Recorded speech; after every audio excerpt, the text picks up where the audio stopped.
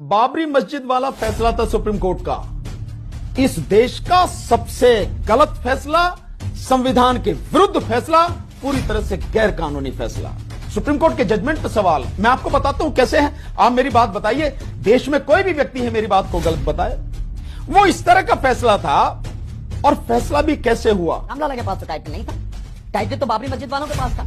और supreme court ने अपने जजमेंट में जो लगभग 1300 पेज का है उसमें लिखा है कि यह सही है कि टाइटल रामलाला के पास नहीं है, मूर्तियां वहां पर नहीं थी, मंदिर नहीं तोड़ा गया, तोड़ी जो गई है वो मस्जिद तोड़ी गई है, ही वहां पर मस्जिद थी, और टाइटल जो है वो मस्जिद वालों के पास ही है। बावजूद उसके, और इससे भी ज्यादा दुर्भाग्य यह है कि संविधान के अनुच्छेद 142 का हवाला देते हुए जिसमें लिखा है कि कंप्लीट जस्टिस का बहाना लेके कंप्लीट इनजस्टिस सुप्रीम कोर्ट ने किया।